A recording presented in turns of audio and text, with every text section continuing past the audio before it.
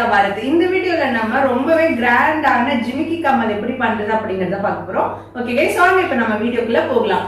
வீடியோக்குள்ள போறதுக்கு முன்னாடி நீங்க இன்னும் இந்த சேனலை சப்ஸ்கிரைப் பண்ணானே சப்ஸ்கிரைப் பண்ணிடுங்க. அப்படியே பக்கத்துல இருக்கிற பெல் ஐகானை கிளிக் பண்ணிடுங்க. அப்பதான் நான் உங்களுக்கு வீடியோ போடும்போது நோட்டிபிகேஷன் வரும். ஓகே गाइस, வாங்க இப்ப நம்ம வீடியோக்குள்ள போகலாம்.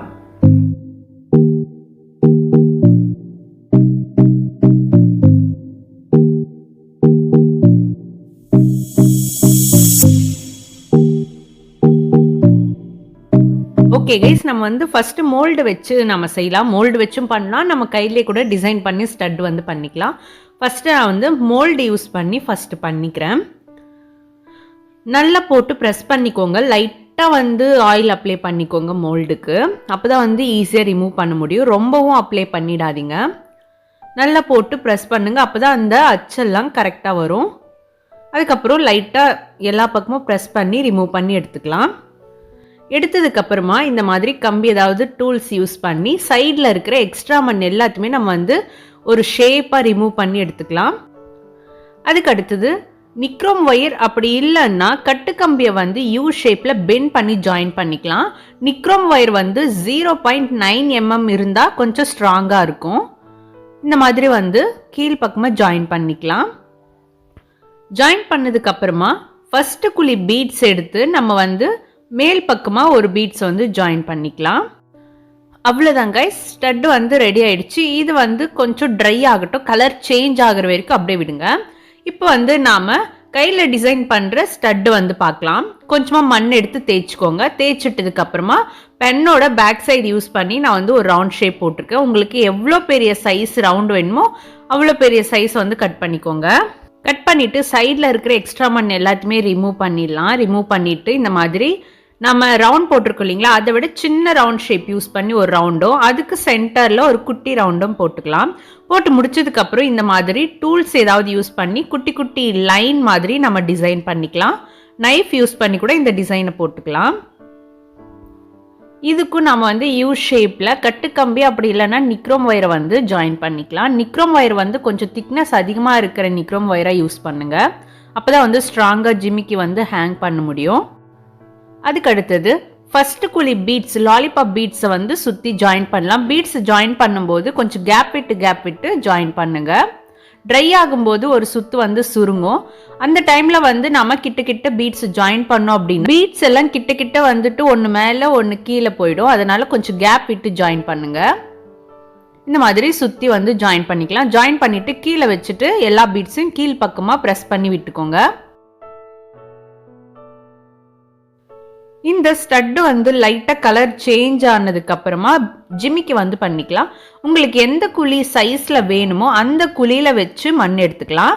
அதில் வந்து நல்ல ஆயில் அப்ளை பண்ணிக்கோங்க. அப்போ தான் வந்து ரிமூவ் பண்ணும்போது ஈஸியாக மண் வந்து வெளியே வரும். கொஞ்சமாக மண் எடுத்துட்டு நல்லா ரவுண்ட் பண்ணிக்கோங்க.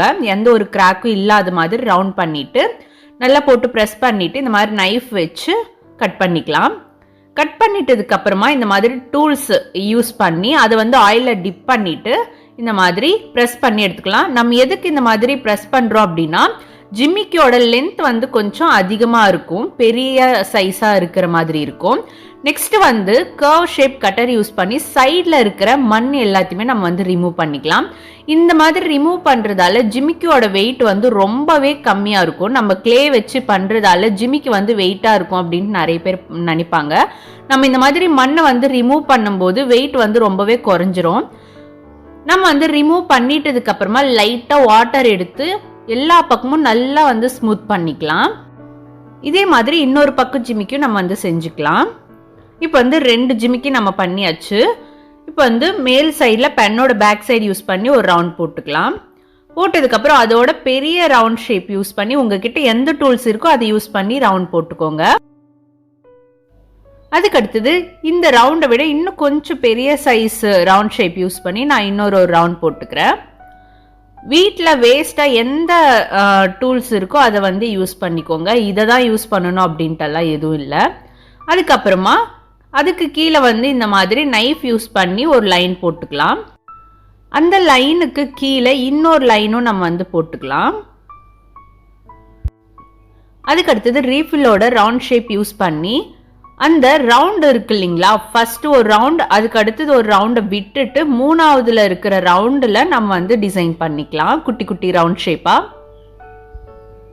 அதுக்கு கீழே வந்து நாம குட்டி குட்டி லைன் மாதிரி டிசைன் பண்ணிக்கலாம். நீங்கள் வந்து இந்த மாதிரி டூல்ஸ் யூஸ் பண்ணியும் பண்ணிக்கலாம், இல்லை நைஃப் யூஸ் பண்ணி கூட குட்டி குட்டி லைன் வந்து போட்டுக்கலாம். அதுக்கு அடுத்தது லைன் போட்டு முடிச்சதுக்கு அப்புறமா அதுக்கு கீழே வந்து பென்னோட ரவுண்ட் ஷேப் யூஸ் பண்ணி நம்ம வந்து ரவுண்ட் போட்டுக்கலாம். நெக்ஸ்ட் வந்து லாஸ்டா நீங்க ரவுண்டும் போட்டுக்கலாம், அப்படி இல்லைன்னா கர்வ் ஷேப் இருந்ததுன்னா கர்வ் ஷேப்ல நீங்க வந்து லீஃப் மாதிரி டிசைன் பண்ணிக்கலாம். ஃபர்ஸ்ட் நீங்க ஒரு சைடு மட்டும் கர்வ் ஷேப்ல டிசைன் பண்ணிட்டு அதுக்கப்புறம் திருப்பிட்டு ஆப்போசிட் சைடில் வச்சு நீங்க போட்டிங்கன்னா லீஃப் மாதிரி டிசைன் வந்துடும். டிசைன் எல்லாம் பண்ணி முடிச்சதுக்கு அப்புறமா செகண்ட் குழியில வச்சு எடுத்து லாலிபாப் பீட்ஸை வந்து சுற்றி நம்ம வந்து ஜாயின் பண்ணிக்கலாம்.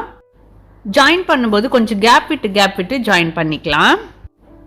லாஸ்ட்டாக நம்ம வந்து ஸ்டட்டையும் ஜிமிக்கியும் ஜாயின் பண்ணிக்கலாம். அதுக்கு வந்து கட்டுக்கம்பி வந்து யூ ஷேப்பில் பெண்ட் பண்ணி வச்சுருக்கேன்.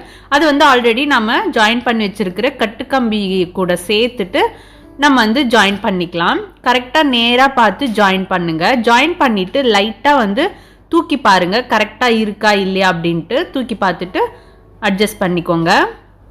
அவ்வளோதான் காய்ஸ், ஜாயின் பண்ணியாச்சு. இப்போ வந்து இதை ஒரு 2 டேஸ்க்கு நல்லா வீட்டுக்கு உள்ளே வச்சு நல்லா ட்ரையாக விட்டுட்டு பேக் பண்ணி எடுத்துக்கலாம்.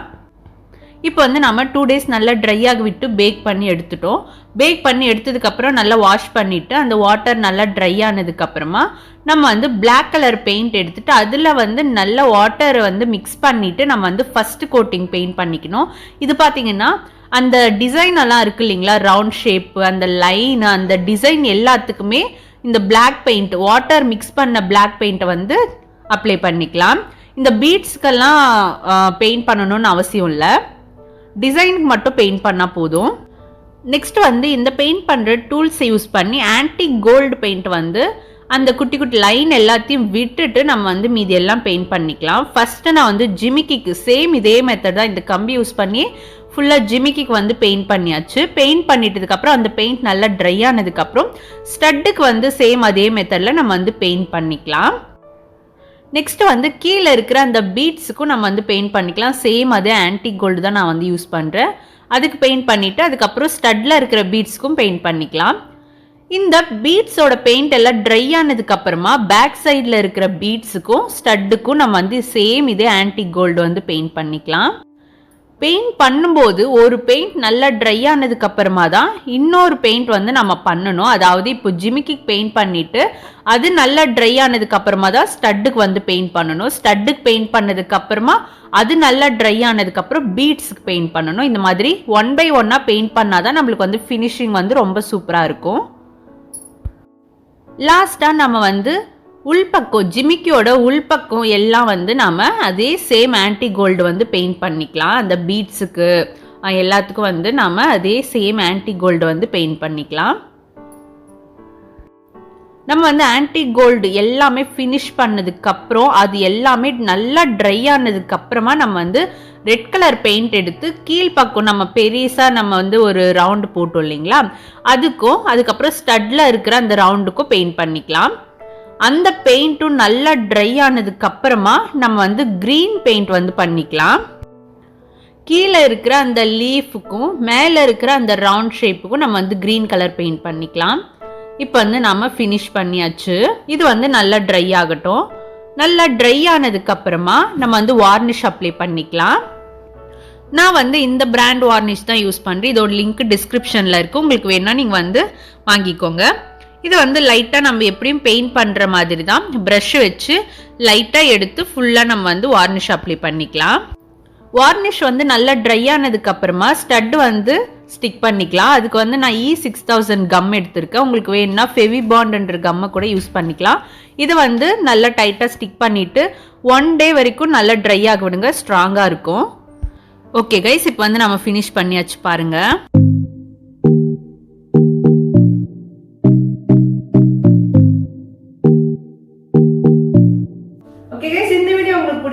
லைக் பண்ணுங்க, ஷேர் பண்ணுங்க. ஏதாவது டவுட்ஸ் இருந்துச்சுன்னா கீழே கமெண்ட் பண்ணுங்க, நான் உங்களுக்கு கிளாரிஃபை பண்ணி விடுறேன். ஓகே கைஸ், இது வரைக்கும் வீடியோ பார்த்தவங்க எல்லாருக்கும் தேங்க்யூ, பாய்.